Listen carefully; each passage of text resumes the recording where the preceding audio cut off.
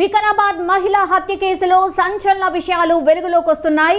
ఒకే తరహాలో 5గురు మహిళల్ని హత్య చేసింది బాబు అలియాస్ రామస్వామి అనుకున్నారు అంతా. కానీ ఇప్పుడు వరుస హత్యల కేసులో మరో ట్విస్ట్ తెరపైకి వచ్చింది.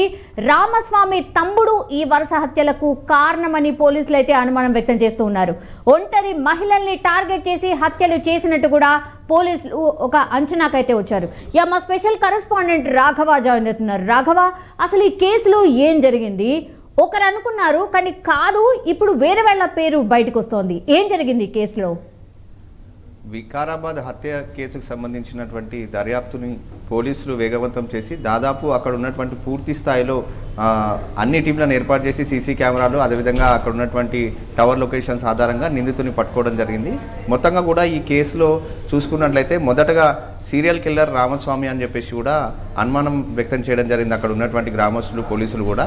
అయితే సీరియల్ కిల్లర్గా ఉన్నటువంటి రామస్వామి సోదరుడే బాబు అనే వ్యక్తి క్యాబ్ డ్రైవర్గా పనిచేస్తున్నాడు. అతను ఈ హత్య చేశాడని చెప్పేసి కూడా నిర్ధారణకు రావడం జరిగింది. అయితే ఈ కేసులో మొదటి నుంచి మనం చూసుకున్నట్లయితే గతంలో 2016-15 ఆ టైంలో సీరియల్ కిల్లర్గా ఉన్నటువంటి రామస్వామి అనే వ్యక్తి అక్కడ వికారాబాద్ అదేవిధంగా రంగారెడ్డి జిల్లా సమీపంలో ఉన్నటువంటి ఒంటరి మహిళలను టార్గెట్ చేసుకొని వాళ్ళని హత్య చేసి వాళ్ళ ఒంటిపైన ఉన్నటువంటి నగలు అదేవిధంగా వాళ్ళ దగ్గర ఉన్నటువంటి నగదుతో పాటు కాళ్ళకు ఉండేటువంటి కడియాలు ఈ దోచుకెళ్లడమే అతను వృత్తిగా పెట్టుకోవడం జరిగింది. అతన్ని అరెస్ట్ చేసి గతంలో 2016 ఆ టైంలో అరెస్ట్ చేసి రిమాండ్కి కూడా తరలించడం జరిగింది. ప్రస్తుతం అతను జైల్లో శిక్ష అనుభవిస్తున్నాడు. అతని సోదరుడే ఇప్పుడు ప్రస్తుతం ఈ వికారాబాద్లో హత్య చేసినటువంటి హత్యకు గల కారణాలు ఏదైతే ఉన్నాయో ఇవన్నీ దర్యాప్తు చేస్తున్నప్పుడు ఆ రామస్వామి సోదరుడు బాబే ఈ హత్య చేశాడని చెప్పేసి కూడా విషయాల్లో తేలడం జరిగింది. అయితే బాబు కూడా గతంలో 2016 సీరియల్ కిల్లర్గా ఉన్నటువంటి రామస్వామితో ఒక మర్డర్ కేసులో కూడా ఇతను నిందితుడిగా ఉన్నాడని చెప్పేసి కూడా వికారాబాద్ ఎస్పీ కోటిరెడ్డి చెప్పడం జరిగింది. సో మొత్తంగా కూడా ఈ కేసులో మనం చూసుకున్నట్లయితే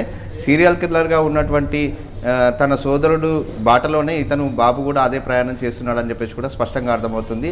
ఇతన్ని పట్టుకొని అరెస్ట్ చేసినటువంటి పోలీసులకు అక్కడ ఉన్నటువంటి గ్రామస్తులు కూడా చెప్పడం జరిగింది, ఇతని పైన కఠిన చర్యలు తీసుకోవాలి, ఇతను మళ్ళీ జైలు నుంచి కూడా విడుదల కాకుండా అలాంటి సెక్షన్లు కూడా ఇతని పైన కేసులు నమోదు చేయాలని చెప్పేసి కూడా అక్కడ ఉన్నటువంటి వికారాబాద్ ప్రజలు కోరడం జరిగింది పోలీసులను. అంతేకాకుండా ఇలాంటి వారి పట్ల జాగ్రత్తగా ఉండాలని చెప్పేసి కూడా పోలీసులు వికారాబాద్ అక్కడ ఉన్నటువంటి ప్రజలకు ఒక అవగాహన కార్యక్రమం కూడా ఏర్పాటు చేయడం జరిగింది. అక్కడ ఉన్నటువంటి గ్రామ సర్పంచ్తో పాటు అక్కడ ఉన్నటువంటి నాయకులు అక్కడ ఉన్నటువంటి ప్రజలు కూడా పోలీస్ స్టేషన్కి కూడా వాళ్ళు వచ్చి చెప్పడం జరిగింది. ఇలాంటి వారికి సంబంధించిన సమాచారం ఏదున్నా మాకు తెలియజేయాలని చెప్పేసి కూడా అక్కడ ఉన్నటువంటి ప్రజలు పోలీసులను కూడా కోరడం జరిగింది. మొత్తంగా కూడా రామస్వామి సీరియల్ కిల్లర్ ఈ హత్య చేశాడని చెప్పేసి కూడా ఒక ప్రచారం జరిగింది. కానీ రామస్వామి సోదరుడు బాబు ఈ హత్య చేశాడని చెప్పేసి కూడా పోలీసులు నిర్ధారణకు వచ్చి కొద్దిసేపటి క్రితం మీడియా సమావేశం ఏర్పాటు చేసి పూర్తి వివరాలన్నింటినీ కూడా వెల్లడించడం జరిగింది. సౌమ్య, గతంలో ఏమైనా నేరాలు చేశాడా బాబు? ఒకటి. అండ్ ఈ మహిళ ఎవరు రాఘవ? ఈ మహిళకు సంబంధించిన ఇన్ఫర్మేషన్ ఏంటి? రంగారెడ్డి జిల్లా చేవెళ్లకు సంబంధించినటువంటి మహిళగా పోలీసులు గుర్తించడం జరిగింది. అయితే అనసూయ అనే మహిళ మహిళ ఈమె 17th రోజు మిస్సింగ్ కేసు నమోదు కావడం జరిగింది చేవెళ్ల పోలీస్ స్టేషన్లో. ఆ తర్వాత నుంచి కూడా ఆమెకు సంబంధించినటువంటి ఆచూకీ దొరకడం లేదని చెప్పేసి అక్కడ ఉన్నటువంటి వాళ్ళ కుటుంబ సభ్యులు చేవెళ్ల పోలీసులకు ఫిర్యాదు చేసిన తర్వాత పోలీసులు దర్యాప్తును ప్రారంభించడం జరిగింది. దాని తర్వాత 2 రోజుల్లోనే దీనికి సంబంధించినటువంటి ఏదైతే విషయం బయటికి రావడం జరిగింది, మర్డర్ జరిగినటువంటి విషయాలన్నిటి కూడా పోలీసులు తెలియడం జరిగింది. దాని తర్వాత వికారాబాద్ ఎస్పీ రంగంలోకి దిగి దీనికి సంబంధించినటువంటి ప్రత్యేక టీంలను ఏర్పాటు చేసి దర్యాప్తును కొనసాగించిన నేపథ్యంలోనే దీనికి సంబంధించిన వివరాలన్నీ కూడా బయటికి రావడం జరిగింది. అయితే అనసూయకు చేవెళ్లలో మిస్సింగ్ అయినటువంటి అనసూయకు ఇక్కడ ఉన్నటువంటి క్యాబ్ డ్రైవర్ బాబుకి ఇద్దరికి కూడా గత 4-5 ఏళ్ళుగా స్నేహం ఉందని చెప్పేసి కూడా అక్కడ ఉన్నటువంటి పోలీసుల దర్యాప్తులో తేలడం జరిగింది. అతనిపైన అనుమానం కుటుంబ సభ్యులు వ్యక్తం చేయడంతోనే అతను ట్రేస్ చేసిన సమయంలో దీనికి సంబంధించిన పూర్తి వివరాలన్నింటినీ కూడా తెలుసుకోవడం జరిగిందని చెప్పేసి కూడా అక్కడ ఉన్నటువంటి స్థానికులు చెప్పడం జరిగింది. సో మొత్తంగా కూడా ఈ కేసులో మనం చూసుకున్నట్లయితే రామస్వామి సోదరుడు బాబు ఈ హత్య చేశాడని చెప్పేసి కూడా పోలీసులు నిర్ధారణకు రావడం జరిగింది.